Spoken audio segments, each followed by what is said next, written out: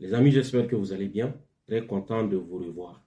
Donc aujourd'hui, je voulais revenir sur le conflit qui est en cours entre les États-Unis et Israël d'une part et l'Iran d'autre part. Un conflit totalement illégal selon les lois internationales que les États-Unis et Israël ont lancé contre l'Iran.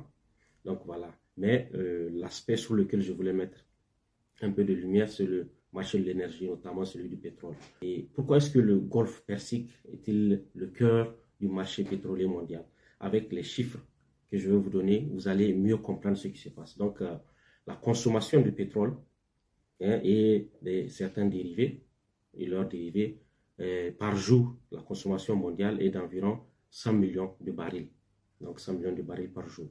Et figurez-vous que 20 millions de barils viennent de cette zone, des pays qui sont dans cette zone, dans la zone du Golfe Persique, notamment l'Iran, et d'une part, et de l'autre côté, les pays arabes comme Irak, Koweït, Arabie Saoudite, Émirats Arabes Unis, Qatar, etc., Bahreïn, tous ces pays-là. Dans cette zone-là, à elle seule, elle concentre 20%, n'est-ce pas, du pétrole que le monde utilise. C'est énorme, cette zone-là, l'exportation. Et c'est une zone où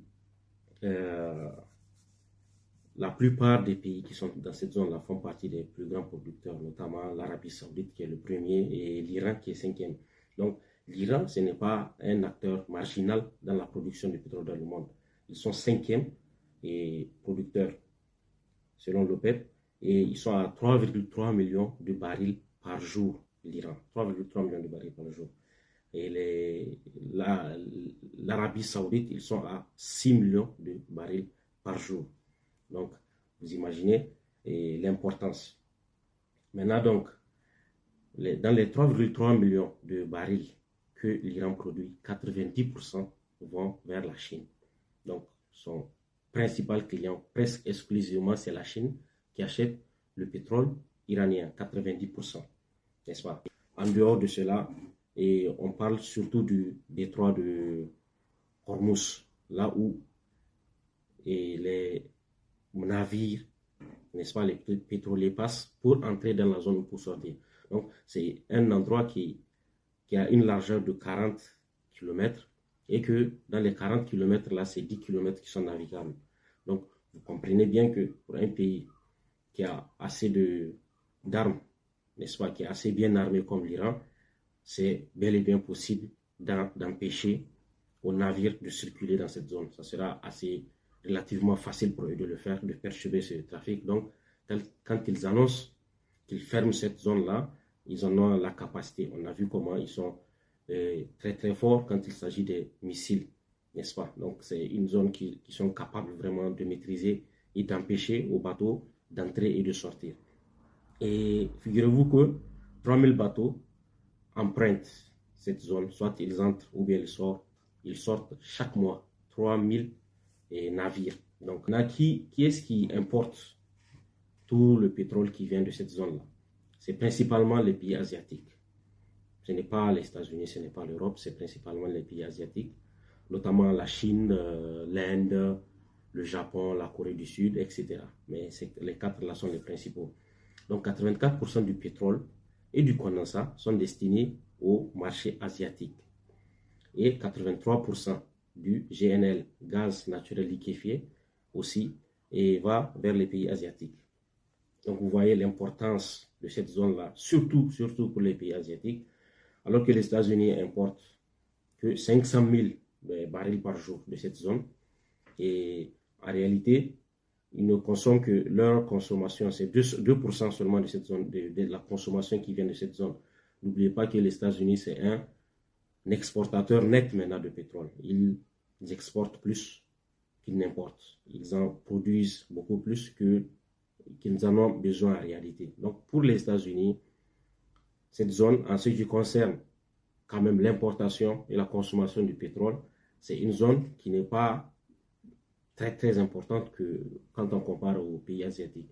C'est pareil pour l'Europe, c'est environ juste 1 million de barils par jour qu'ils importent. Donc vous voyez, c'est important surtout pour les pays asiatiques, surtout pour la Chine, qui est l'usine mondiale, qui concentre à elle seule près de 35 à 40% de la production industrielle mondiale. Donc pour la Chine, l'énergie est très importante. La Chine est déficitaire quand il s'agit de la production du pétrole, c'est-à-dire qu'ils produisent très peu de pétrole, ils en ont besoin d'un peu partout. Déjà que quand le président américain Trump a kidnappé Maduro et qu'il a maintenant renversé, n'est-ce pas, le flux de pétrole qui partait de Venezuela vers la Chine, déjà ça a réduit maintenant le nombre de partenaires chinois. Et maintenant, si encore la Chine perd l'Iran, ça sera un gros coup dur pour la Chine, n'est-ce pas? Parce que c'est un pays qui dépend beaucoup de l'importation du pétrole. Voilà. Donc, et on a aussi constaté naturellement que dès que cette crise avait commencé, surtout quand l'Iran a annoncé qu'ils ont bloqué le détroit, ça a eu un impact direct sur le prix du pétrole, ce qui est normal. Et le prix du pétrole, le 9 mars, il est même passé jusqu'à 116 $. Il est redescendu maintenant jusqu'à 86 $, un truc comme ça, mais il était passé jusqu'à 116 $ à un certain moment, alors qu'avant la guerre, il était autour de 65 $, plus ou moins. Donc voilà, vous voyez comment ça peut être pire. Si le prix continue à monter, ça va concerner tout le monde, toute l'économie mondiale. Personne ne sera épargné parce que l'économie mondiale est très très intégrée. Donc il y a beaucoup d'interdépendance. Si la Chine ne produit pas assez, ça va impacter le reste du monde. Si les pays qui produisent le pétrole n'arrivent pas à le vendre, ainsi de suite. S'il y a déficit de production, les prix vont augmenter, ce qui est normal. Et si les prix augmentent, ça va se répercuter sur les produits de consommation. Et aussi, ça va faire en sorte que tout le monde soit perdant. Il y aura de l'inflation.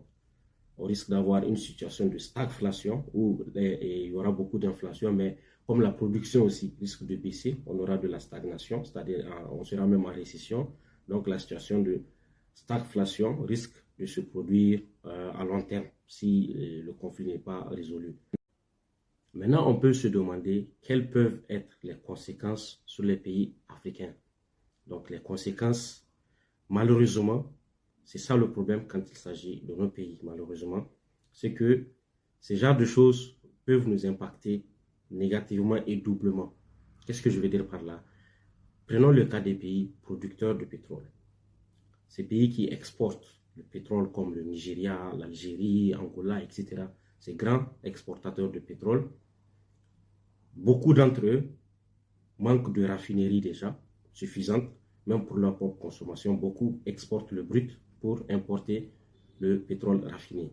Vous voyez, donc même l'avantage qu'ils auraient pu avoir plus de recettes si le prix du pétrole augmente, si la demande augmente, peut être atténué ou anéanti par le manque de raffinerie, le manque de raffinage du pétrole sur place. Ça, c'est la première conséquence. Deuxième conséquence, sur les produits importés. Parce que les pays africains, généralement, importent beaucoup plus, même les biens de première nécessité, les biens de base sont importés, les biens de consommation sont importés. Donc, il y a beaucoup d'importations sur les produits manufacturés, etc. Ces produits-là vont être encore plus chers à importer, justement à cause du prix du pétrole qui a augmenté. Donc même les pays qui ont profité pour se faire un peu plus de bénéfices sur l'exportation, ça risque d'être bouffé, si on peut dire bouffé, par le fait que l'inflation va faire augmenter les prix des importations. Donc l'importation, la balance, le déficit de la balance peut s'accentuer si elle est en déficit ou si elle est en excédent aussi, et l'excédent risque de s'amenuiser. Donc vous voyez qu'on risque d'avoir double conséquence. Maintenant, les pays qui même ne produisent pas le pétrole en Afrique, là c'est encore pire, ils ne vont que importer de l'inflation. Donc toutes leurs importations vont coûter beaucoup plus cher. Et étant donné que les bases industrielles ne sont pas très solides, généralement on n'a pas trop d'alternatives de production locale pour se passer des importations de certains produits. Donc voilà, et en bref, les économies africaines risquent d'être affectées par cette situation. Les impacts négatifs risquent de l'emporter sur le côté positif. Voilà, globalement, en ce qui concerne les pays africains. Je voulais juste mettre un peu l'accent sur le marché du pétrole.